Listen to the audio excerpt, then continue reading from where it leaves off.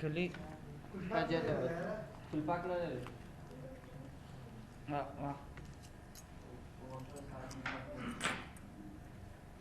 را بسم الله الرحمن الرحیم خپل درس کال کوم ځای کې سوال درلودی تاسو سوال درلودی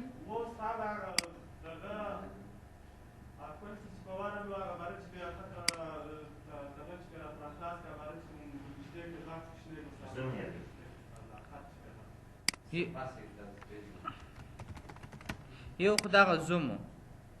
دغه صفحه موږ ټول فقط ماضي رانیژه کوي سیدي راته چاپېږي نه چې مال دا دغه کسان دپاره دی چې په سترګو کمزوري نو دی دا خط ځان ته رانیژدې کوي چې 1500 پر دی کول سي دا خط ځان ته رانیژدې کړي فقط ورته چاپېږي نه ماضي دته ښکاره کېږي دا خط ورته نو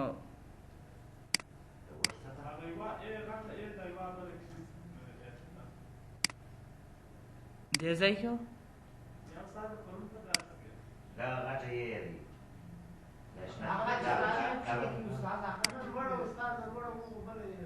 نوم نه لري دغه یاده دا خداغسې وایي او تا دا سنټنس کې استه ولاړ ته یوه غټه یو کوچنۍ دا نومان یې زده کوئ در سره سیدي دا نومان یې زده کوئ سنټنس کې استه جملې قانون ته یې واړو جملې قانون دا دی چې د سر تورې بیا خط دي په پای کې به ټکي ولري دا کې د سر تورې تا کوچنۍ لیکلي په اتما ډول یې دی خپله غټې یې لاور کیس ټوله په کوچنۍ بیسې راته واړو خط تا په غټې بیسې لیکلی دي ټوله په کوچنۍ بیسې درته اړوي او اپر کیس ټوله په غټې بیسې راته واړو ګوره دا تاسو خپل پر عملیه کې خپله دغه چې نوشته دي او کپټلایز ایچ ورډ د هر لغت د سر توري راته غټ کړه او ټوکل کیس د هر لغت د سر توري راته کوچنی کړه چې دا د انګلیسي په قانون کې دا غلط دی سیدي اپر کیس هم غلط دی لاور کیس هم غلط دی یوازې چې استعمال لري کپټلایز ایچ ورډ استعمالیږي او سنټنس کیس استعمالیږي بل سوال شته نو راځو بسم الله الرحمن الرحیم خپل نوي درس موږ ته پرون خو فونټ ګروپ مولي پرون موږ ته موضوع دا وه چې متن سره کم لیکل کېږي یعنې پرون موږ د متن لیکل وویل نن موږ ته موضوع پاراګراف لیکل دي چې پاراګراف سره کم لیکل کېږي موږ ته خو چې په مکتب کې یا په سنټر کې ول دي پاراګراف یې داسې راته تعریف کړ دي د درو یا څلور جملو یو ځایوال ته چې موضوع خلاص سي دغه ته پاراګراف ویل کېږي خو موږ پاراګراف په کمپیوټر کې د هغه څخه جلا دی دلته موږ پاراګراف څه مطلب دا دی کوم وخت چې تا په کمپیوټر کې انټر بټن والی نور نو ستا پاراګراف خلاص و خو دا جو کې تا به یو تورې نه لیکلي دا جو کې سربسته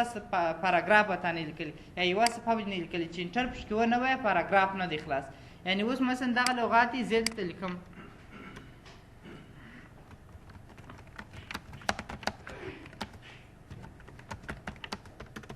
مثلا د جملې ته لیکې دا چې د عمل دا ټوله یو پاراګراف دی اما کله چې زه انټر وم اوس دا دویم پاراګراف شروع سو کله چې زه بیا انټر وم دریم پاراګراف یعنې کله چې تاسو په کمپیوټر کې انټر بټن وایي دغه ته چې ویل کېږي پاراګراف ویل کېږي اوس که غواړم چې زه د پاراګراف سټینګ وټاکم چې ماته چې پاراګراف سره کوم ولیکل سي موږ دلته د جې ځای څخه استفاده کوو مثلا دلته راغلم د افغانستان مې ولیکئ افغانستان کې لومړی موږ دلته چې لرو بولیټ پاینټ لرو بولیټ خپله لغوي معنا یې مرمۍ ته ویل کېږي سیدي لغوي معنا یې مرمۍ د بولیټ پاینټ په واسطه کولی سو چې یو نښه ورکړو یا شماره ورکړو چې څو موږ ته دغه راته معلوم سي نښاني سي مثلا زه غواړم په افغانستان کې یو موضوع یو ټاپک یې درکړی دی غواړی چې پر هغه باندې بحث وکړې مثلا افغانستان یې بحث درکړی په افغانستان کې پر کوم موضوعاتو باندې بحث کوي نو هغه زه دلته بولیټ پاینټ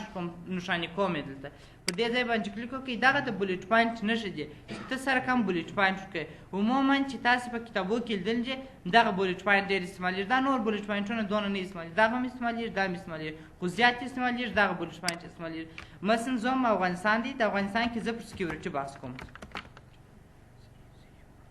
سکیورټي بل پر څه بحث کوم مثلا پیس یعنې دغسې چې ته انټر اوس وایې په اتما ډول دغه بولیټ پاینټ خپله اضافه کېږي دا ته چې ویل کېږي بولیټ پاینټ ویل کېږي زه ورته وایم دا بولیټ پاینټ مې نه دي په کار په دې بولیټ پاینټ یې واړو نو هر کم بولیټ پاینټ چې ته اړی ته کولی سې چې بولیټ پاینټ دې ته واړو بولیټ پاینټ خپله نشته بولیټ خپله لغوي معنا یې مرمۍ ته ویل کېږي دلته موږ یو نښه ورکوو چې نښاني یې راته او دلته چینج لیول لرو مثلا که غواړم چې پر دغه باندې بیا یو بل نمبر یعنې مثلا زه دلته پر سوله باندې بحث کوم پر سولې پورې مربوط نور ځایونه هم شته نو پر دې ځای باندې انټر وه ورته پر دې پورې مربوط که راته دې ځای ته راسئ چینج لیست ته راسئ پر دې باندې کلیک وکړئ ګوره دا معنا لري چې په افغانستان کې تا اول پر سکیورټي بحث کړی پر دویم چې سوله بحث کړی په سولې کې چې مثلا د کندهار پر سولې باندې بحث کړی د کابل پر سولې پر شورا بحث کردی، جلال آباد پر سولې یعنی دا معنا لري چې ګور اصلي موضوع خو ستا ټارګټ افغانستان دی، په افغانستان کې سکیورټي امنیت دی، دوم پیس اینډ سول دی، په سوله کې بیا ستا دغه موضوعات شامل دي. اوس کله چې بیا زه دوه وارې انټر وکړم بېرته دغه رقم شماره راته منظم کېږي. دا که ته سوال نه لیدلي په مکتب کې سوال درته راوستلي، سوال یې درکړي، یو سوال بیا 4 جزء لري یا 3 جزء لري، دغه جز چې بیا ته ورکوې هغه بیا د دغه په واسطه ورکولی سې، یعنې چینج لیول لیست ته به راځې. او دلته ډیفاین نیو بلیټ یا نوی بلیټ زه په خپله خوښ ورته ټاکم، پر ده باندې کلیک وکړه، سمبول د سمبولو څخه استفاده کوې، دغه سمبولونه بیا موږ ته چې په ډیزاین انسرټ ټیب کې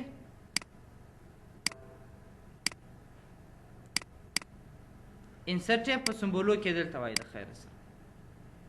سیدي بیا دا سمبولو ته راځو وایي. اوس که ته دلته غواړې وایي د هغو سمبولو څخه چې ستا سره په کمپیوټر کې در سره ستا د هغو څخه ته د یوه څخه استفاده کوې، که چې استفاده ځنې کول مثلا زه ورته وایم ما د دغه سمبول سره ډېر کار یا هر سمبول ته دغه سمبول انتخاب هر سمبول ته انتخاب کړي اوکې که هغه سمبول درته راځي. زه ورته وایم سمبول سره زما کار نشته، زه پیکچر راولم، مثلا د په یو دفتر کار کوې د هغه لوګو ورسره راولې، خپل عکس راولې، پر پیکچر باندې کلیک وکړه، که چیرې د انټرنیټ سره وصل یې د انټرنیټ څخه عکسونه درته راخلي، که ورک آفلاین یعنې زما سره په کمپیوټر کې عکسونه ستا پر هغه کلیک وکړه، ورته په ډیسکټاپ عکسونه راته پراته دي هغه بلیټ پوینټ څنګه جوړ کړه مثلا دغه اوکې که اوکې ګوره دغه په چې درته واوښته په هغه لوګو درته واوښته لوګو یې تا نو دلته تاسو کولی شئ چې دا راولئ او دغه هم الاینمنټ دی چې دا الاینمنټ دلته وایي چې چپه طرف راسته طرف په دې ځای کې راځي. یعنې دلته موږ کولی شو چې یو نښه ورکړو، دلته موږ تاسو نمبر لرو، که غواړم چې دا په نمبرو واړوم دلته موږ ته په اعدادو راته 1 2 3 فرست سیکنډ تھرډ الف ب و جیم دا رقم تاسو کولی شئ دا رقم یې راولئ. ګوره دلته الف با جیم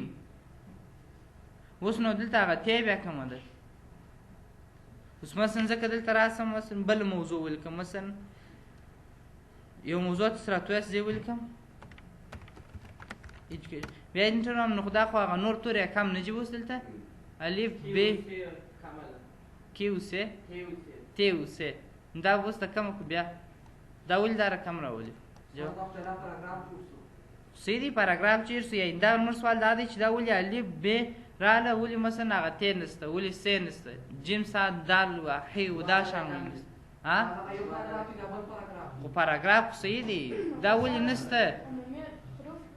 دا چې دی دا کچې دا د ابجد پر تور باندې سم شوی دی سیدی ابجد تورې ابجد ګوره په سر کې خپل الف ب جیم دال سیدی بیا کې تو شاید بل تو ابجد هو بیا هې درته راځي پسې ورته ګوره چې ابجد هو بیا چې زه انټر وایم بیا و پسې درته راځي سیدی دا هغه د ابجد پر تور باندې منظم شوی دی مې وخلاصوي دراسه نوالاده دی موږ اوس وخت درس شروع دی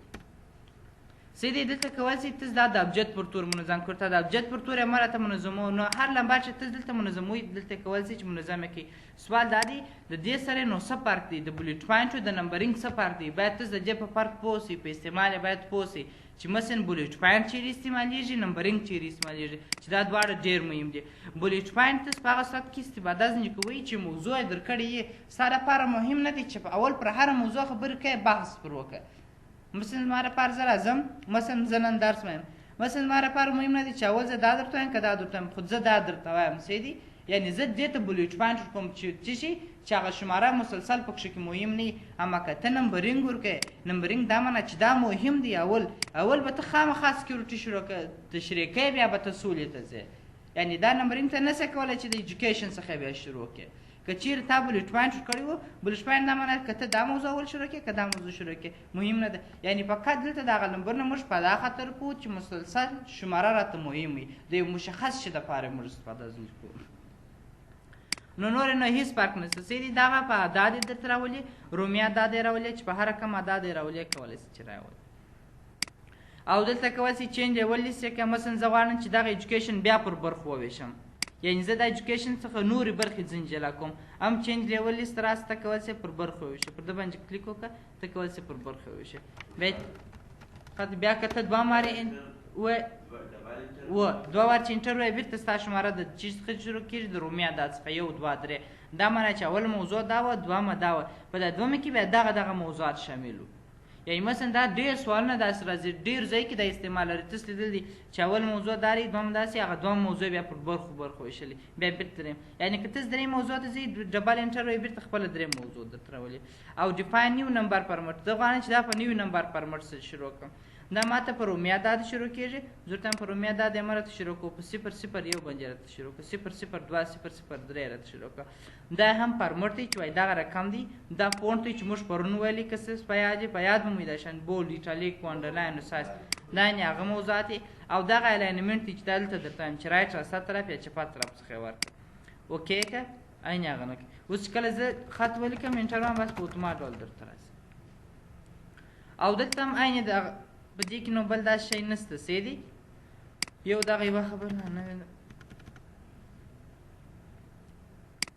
دلته موږ څه لرو سیټ نمبرینګ ویلیو ګورې دا خو اوس ماته د اته څخه شروع شوی دی څوک وایي دا چې بیرته د اول څخه راته شروع سي یا د دویم څخه راته شروع سي نو دلته راسه پر دې ځای باندې کلیک وکړه دلته وایي کنټینیو نیو لیست نوی لیست شروع کړئ که جوړ ویل چې پریویس فرام پریویس څخه دا معنا که دا پر اته ختم ته د اته څخه شروع کړه که پر نه ختم شوی د نو څخه شروع کړه زه ورته هم نوی لیست شروع کوم نو نوی لیست د څو څخه درته شروع کوم زه ورته وایم 0 0 یوه څخه راته شروع کړه د دوو څخه راته شروع کړه دلته هم کولی شئ چې اضافه یې کړئ د درو څخه شروع کړئ څلور څخه شروع کړئ د هر څو څخه کې هلته ورته لیکي هم اوکې که دی د دوو څخه درته شروع شو بیا چې زه کله انټر وایم درېیم څلورم پنځم دغه رقم ادامه لري او دلته بل موږ چې لرو هم نمبرینګ لرو خو دغه ملټیپل لیول لیست دی دا او د دې او د دې ترمنځ فرق نشته فقط فرق یې دا دی چې دی سټایل هم ورکوي نمبر هم ورکوي ګوره زه ورته هم یو سټایل هم ورکړه ګورې سټایل یې هم ورکوي موږ ته یو سټایل هم ورکوي ګوره ارټیکل 1 ارټیکل 2 ارټیکل 3 بیا سیکشنونه چې یعنې دا پر دې سیکشن پورې اړه لري څه دي بیا ارټیکل څلور ارټیکل 15 ارټیکل 6 ارټیکل 7 یعنې هم یې رنګ ورکوي هم یې نمبر ورکوي نور یې نو هېڅ فرق نشته یعنې هم رنګ ورکوي هم نمبر ورکوي کولی شئ جې څخه استفاده وکړئ ګوره دا هم رنګ ورکوي هم یې بلیټ پوینټ ورکوي ته دا مو استفاده مه ځنې کوه نمبر څخه استفاده وکړئ تاسو کولی شئ چې په دې صورت استفاده ځنې وکړئ او بل دا موضوع مې لیکل ده کندهار دلته موږ چې لرو لیفټ دا په چپه طرف کې راته راوله کنټرول ال شارټکټ کې دي که غواړم چې دا چې په سنټر کې راسي عنوان مې لیکل دي کنټرول ای شارټکټ کې د سنټر ته یې راوله بیا خو نو موږ ماته وویلې چې عنوان باید څونه اندازه ولري متن څونه اندازه ولري دا خبرې موږ پرون کړې دي او رایټ دا راسته طرف ته راته واړو یعنې په راسته طرف کې راته ولیکل سي کنټرول آر شارټکټ کې دي پر ده باندې کلیک وکړه رایټ راسته طرف ته درته راړي او بل دغه ټیک مارکونه ډېر مهم چې دغه دوه اپلا به دې ځای ته راسو که غواړم چې دا خط چې کومه ډیکریز انډینټ دی ډیکریز د اندازه یې ورکومه که زه راځم دی چپه طرف ته اړوم د دا معنا چې دی چپه طرف ته راته راوله ځکه چې اوس دی خپله په چپه طرف کې دی نس کېږي نو اپلا راسه ته انکریز ورسته طرف ته کوي انکریز یې که دلته دی درته اضافه کوي دغه درس چې دی دا بیا موږ ته وایي ګوره دلته بیا موږ ته وایي چې د کم طرف څخه راته شروع کړه په د خطکش کې هم یې بیا وایي انشاءالله نن یې شاید وایي خو ورته روان یو دا دی نو که چیرې تاسو راسئ دغه والا پسې وایم درته دغه هلته هم راځي خو دلته به څه صورت یې زده زه په دې ځای باندې کلیک کوم که تاسو راسئ د دغه ځای ونیسئ دا معنا چې د جملې دا د پاراګراف اول دی که دې خواته راته وسکو چې عموما دا په چې تاسو یې کوئ 0.15 کېږي یعنې تاسو د کتاب پاراګرافونه وګورئ د کتاب د اوله جمله د پاراګراف ته لږ دې خواته شروع شوی هغه دلته ورته ټاکل کېږي ته کولی شئ نو چې هر څونه ورته ټاکې ورته ټاکلی شي دلته ورته ټاکې خو دونه نه ورته ټاکل کېږي دغه هغه اندازه ده اما که ته راس تر دې ځایه ونیسې دغه ته بیا چې ویل کېږي هینګینګ ویل کېږي هینګینګ نه معنه چې اوله جمله د پاراګراف ته پر یوه ځای پاتې نور چې ټوله پاراګراف راته وسکېږي چې دغه استعمال نه لري سیدي نو تاسو کولی شئ تر دې ځای باندې ونیسئ راکاږ کړئ اما که چېرته ته راسئ تر دا ځای ونیسئ یعنې ته یې د چپه طرف څخه اړې داسې ونیسئ بیا ټوله پاراګراف درته اړوي سیدي ټوله مکمل چې دا د چی وظیفه ده د دغه وظیفه ده نو اوس ورته هم دی چپه طرف ته راوسکو او راسته طرف ته اوس که غواړم چې بیرته چپه طرف ته وسکوم ده پوسته کولی شي هغه اسانه لارو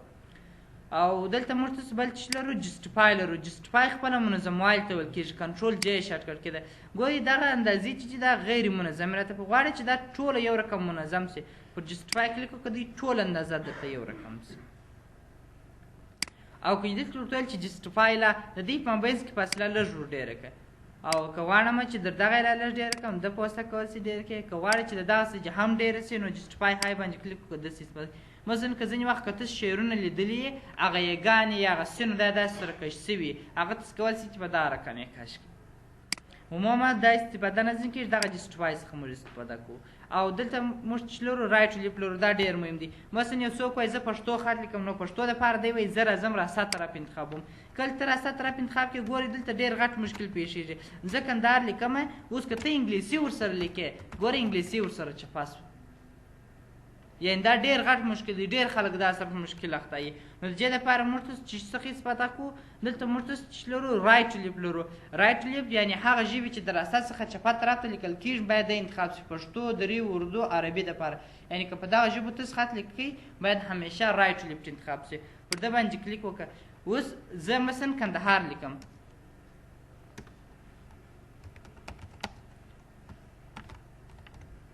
کندهار ولایت مثلا که زه اوس په انګلیسي ورسره لیکم SITY کندهار یونیورسټي هلته مې کندهار ولایت ولیکل هلته مې کندهار پوهنتون څومره ښه جمله مو ولیکل هغه یعنې موضوع م ډېر سره جلا کړه ګورې دلته موږ تاسو کندهار ولایت ولیکئ دلته مو انګلیسي ورسره لیکل کېږي ځکه چې موږ دلته رایټ لیفټ انتخاب کړی اما که چیرې ته لیفټ رایټ انتخاب کړې دا ستا خط ټوله سرچپه کېږي انګلیسي بیا دا بل طرف ته راواوړي بیا ورته دغه انګلیسي نه دی اوس ورته ګوره یو نفر دی وایي زه راستا طرف ته دې طرف څخه شروع کوم دی وایي نوم فاصله اوس په انګلیسي هم نیم لیکي ګوره هغه سرچپه سي درته د دغه مشکل دپاره باید تاسو رایټ لیفټ انتخاب کړي چې دا مشکل حل سي او یو څو نومان تاسو ماته ووایاست ژر ژر ولې نه راته وایاست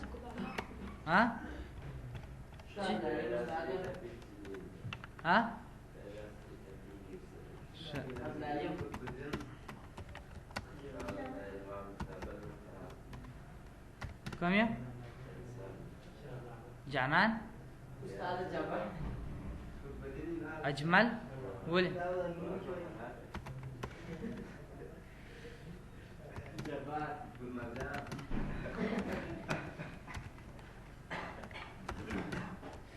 دا ګلمرجان انډیوال کم یو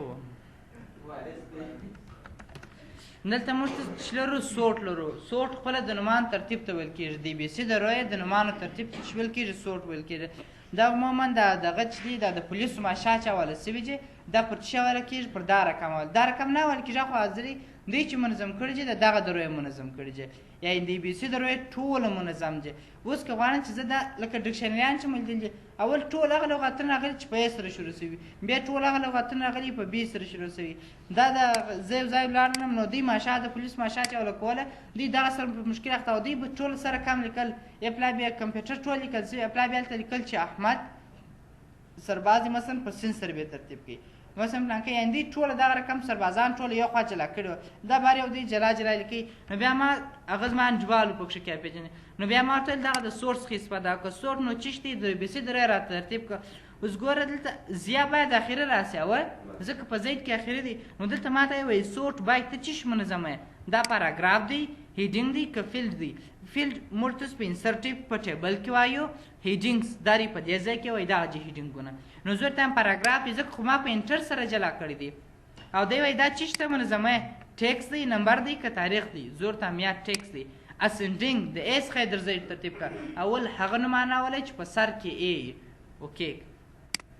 ګوره اول هغه نومانه په سر کې ده عبدالحلیم ګوره افغان یې وروسته راوسي دا بیا په دې خاطر وروسته راغلی ګوره دلته د ا پسې د سچې بي ده نو دلته بیا د ا پسې اف دی نو اف د بي سي څخه یو څه مخکې دی یعنې بي پر مخ ده نو زیا اخري راوستي که ته غواړې چې یا زی ټو ا کې یعنې اول هغه نومانه ولې چې په زید سره شروع شوي دي بیا ډسنډینګ انتخاب کړه اوکې که د هغه درته راولي او پاس شو دغه ځای دا موږ دلته نه وایي دا هیډره دا په دې ځای کې درته وایم د خیر سره دا چې کله موږ ته جدول ته راسو د خیر سره په جدول کې دا بحث بیا دلته کوو سوټ دا و د بي سي د رویې ګوره دا سوټ بیا دلته وایي د خیر سره څه دي یعنې د جدول دی بیا هغه دلته موږ ته سپیل بیا دلته ورته انتخابو کلمونه دا دي څه دي هغه بیا دلته راځو نور هغه د ټیکس دپاره مو هلته وویل ډېر خو نه سو دغه منیو خلاصوو انشاءالله او دلته موږ چې لرو لاین سپیسینګ لرو. لاین سپیسینګ یعنې د جملو ترمنځ فاصله راته وټاکه. عموما چې دا ټاکل شوې ده 1.15 ټاکل شوي په ټولو عمومي کتابو په دې کې. ته کولی شې دغه فاصله ور ډېره کړې.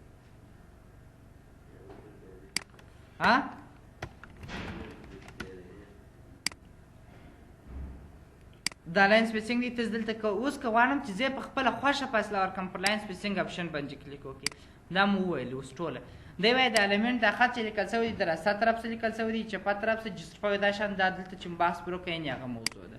او دغه آوټلاین دی چې دلته موږ چې لرو آوټلاین لرو، دغه موږ ته په دې ځای کې وایو ویو ټیب. کله چې موږ ته د صفحې آوټلاین ته واړو بیا موږ په آوټلاینو کې وایو چې دا آوټلاین څه شی دی، څه دي، دا جالورونه دا شان ټول دلته راځي. نو دا بحث موږ په هغه ځای کې کوو. څه دي آوټلاین ګور دی ماته یې وایي لیول ټو دویم لیول چې پر اپلای کړي، که څه سپام هلته ما دویم لیول پر اپلای کړي. یعنې دا بحث موږ ته هلته کوو، دلته بحث نه درته پر کوم. دلته د چیکو لیپس دا شان راځي سر نور سره خلاصېږي. او دا هم ډایرکشن دی، دا خط چې تا لیکل دی دا ما دې ته دا نوي شاګردان چې راغلي شاید دا نور سره پوهېږي. دا ولې ورځ موږ بحث کړی وو چې ډایلاګ بوکس دا معنا لري چې دغه ګروپ چې موږ ته ویلي اصلي کمانډونه په ډایلاګ بوکس کې اډوانس پراته دي. دغه ما شارټکټ یعنې دا موږ وویلې دا اوس بحث پرو کې په دا خطر زنج روان یو. نو لیفټ رایټ دا خط د چپه طرف څخه راسته طرف ته لیکل دی، دا عین دغه کمانډ انتخاب شوی دی. هغه ژبې چې د چپه څخه راسته ته لیکل کېږي باید د انتخاب شي، او هغه ژبې چې د راسته څخه چپه ته لیکل کېږي هغه باید شي انتخاب شي، رایټ لیفټ انتخاب شي. نو په دې کې هغه ورته انتخابېږي. او دا هم آیډنټیشن دی. آیډنټیشن دا اوس موږ وویلی څه دی چې موږ تاسو د ده په واسطه سرچ کوئ. دا خط چپه طرف یا راسته طرف ته راته وسکو. دلته هم ته کولی شې چپه طرف ته راته وسکو. اوکې که چپه طرف ته درته وسکو یا راسته طرف ته اسکې ته کولی شې هغه اندازه دلته وټاکې. او دلته کولی شې افټر وروسته یعنې د جې خوا څخه د راسته طرف څخه چپه طرف ته راته راوسکو. دلته کولی شې راویست. اوکې که درته راویست کړي. دا خط چې دلته سره داسې سره دغه کېږي هغه نو باره لانجه راته کېږي درته. او دلته موږ چې لرو میرر لرو، دغه بله درته وایم سپیشل خاص ته ویل کېږي. دا نو هغه پاراګراف د هغه اول چې ما درته ویل چې ما لمونځ دلته ولاړ د هغه اوله جمله یې کوو هغه دلته کولی شي. سپیشل خاص فرست لاین اوله جمله چې څونه فاصله ولري دلته اندازه ورته ټاکلی شي. اوکې که خپله په اتمانه دا موږ دلته هم ویل موږ دلته دې په واسطه هم کولی شي. او که دلته راسي هنګینګ دا معنا چې اوله جمله چې پر خپل ځای پاتې نور پاراګراف چې راته اوس کېږي. اوکې که اوله جمله پر خپل ځای پاتې خو نور پاراګراف یې درته اوس کوي.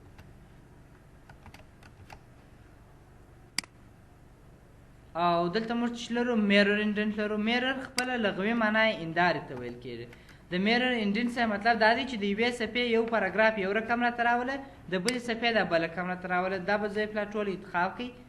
دې ځای ته راسئ. اوس ته اندازه وټاکو، ته د چپه طرف څخه دغونه وسکو، د راسته طرف څخه دومره راوسکو. میرر انډنټ د هغه دویم پاراګراف ته نو بیا څونه درته راوسکوم.